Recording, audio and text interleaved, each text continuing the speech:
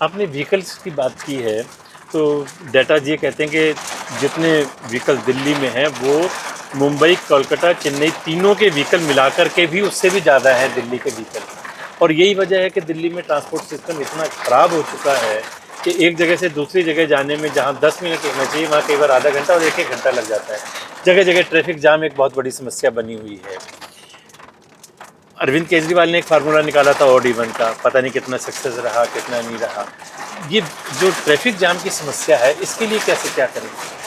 देखिए, traffic jam का कहीं ना कहीं जुड़ाव वही है कि आपको दिल्ली की सड़कों से एक तो ट्रैफिक कम हो, यानी कि व्हीकल्स कम हो, वो देखना पड़ेगा। तो उसमें पब्लिक ट्रांसपोर्ट को बेहतरीन करके, उसको मजबूत करके, मेट्रो की कनेक्टिविटी से आपकी बसेस की कनेक्टिविटी, ई ऑटो, ये सब एक उसका समाधान है जो हम करने वाले हैं।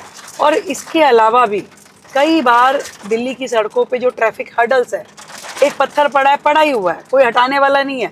कहीं बॉटल नेक है तो बॉटल नेक पे कोई वर्किंग करने वाला नहीं था। आपने फ्लाईओवर बना दिया, उसके नीचे जाकर के कहाँ गाड़ियाँ अटक गई कोई देख ही नहीं रहा था। मल्टीपल जो एजेंसी सिस्टम है दिल्ली का, वो बहुत ही नुकसानदायक वो स्थिति थी।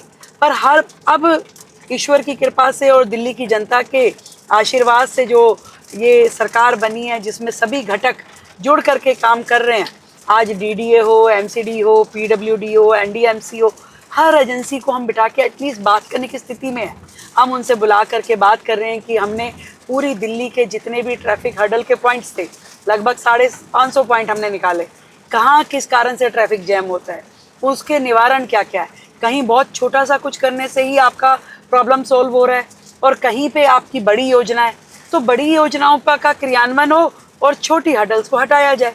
इस पे अब हम काम कर रहे हैं और धीरे धीरे दिल्ली को सूदन करने के लिए प्रक्रियाएं तेज हो रही है।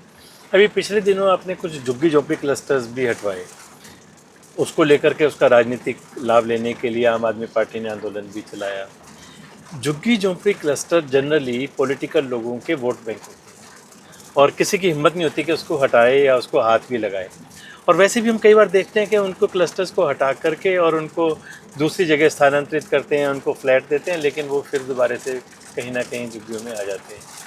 तो इसके लिए आप कैसे करेंगे और आपने कैसे इतना बड़ा स्टेप ले लिया कि झुग्गी झोंपड़ियों को हटवा दिया? आपको ये डर नहीं था कि हमारा वोट बैंक जो है इससे डिस्टर्ब हो जाएगा? देखिए, एग्जैक्टली आप जो कह रहे हैं कि झुग्गियों को हटाया, विषय ऐसा नहीं है कि झुग्गियों को हटाया गया, पर कुछ ऐसे पॉइंट जो कोर्ट के आदेश के साथ और दिल्ली की पर्टिकुलर समस्या, जैसे 2-3 एग्जाम्पल मैं बताती हूँ। रेलवे लाइन पे बसे हुए मकान जो झुग्गी, अब रेलवे आपकी वहाँ से वंदे भारत चल रही है, आपकी बाकी ट्रेन चल रही है, आपको सिग्नल दिखाई नहीं दे रहा और लोग रेलवे लाइन पे ऐसे घूम रहे हैं जैसे घर की बगल की गली में घूमते हैं। एक्सीडेंट होने का खतरा है, लोग बच्चे आ जाए, बड़ा आ जाए। तो कोर्ट के आदेश से ऐसी झुग्गी जो रेलवे फाटक पे बसी हुई थी उसको हटाया गया, उतना हिस्सा जो कि बिल्कुल ही क्लोज सर्किट में था रेलवे लाइन के। इसी तरीके से जो झुग्गी नाले के ऊपर बसी हुई है, नाला साफ नहीं हो पा रहा, ओवरफ्लो हो रहा है, वो भी उसमें मान लो कोर्ट के आदेश थे तो उनको हटाने का काम हुआ 2-3 जगह पे।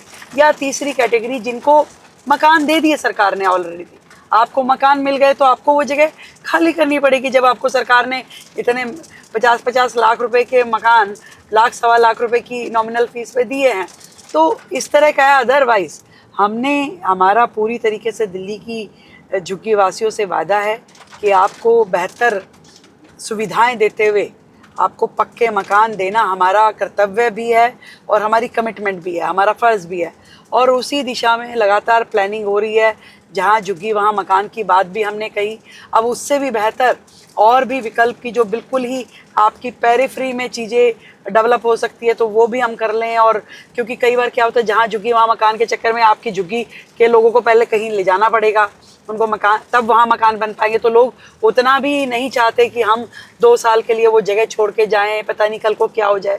तो और इसके समाधान, क्योंकि एक वाइड स्टडी है, दिल्ली में 675 झुग्गी क्लस्टर हैं, लाखों रेजिडेंट हैं, इन सब का समाधान क्या और क्या है। जो एलिजिबिलिटी है, वो एलिजिबिलिटी भी एक बड़ा इसमें क्वेश्चन मार्क है, जो पहले कभी बनाई गई थी कि जिसमें ये कहा जाता है कि 2015 से पहले का जो रेजिडेंट है उसी को मकान दिया जाएगा। तो कई लोग उस क्राइटेरिया में नहीं आ पाते हैं, वो छूटते हैं, तो वो हल्ला मचाते हैं कि हमें नहीं दिया जा रहा। तो समस्या है इस शहर की अपनी, अब बहुत सारी है। कल कोई 2 महीने पहले आके बसा है, वो सोचता है मुझे भी इतना ही अधिकार मिला है जो 20 साल पहले से रह रहा है। तो दोनों बराबर तो नहीं हो सकते, तो फर्क तो आएगा। तो इसलिए एक कॉमन पॉलिसी, कॉमन योजना बना करके समाधान दिया जाना चाहिए, जिस पे हम काम कर रहे हैं।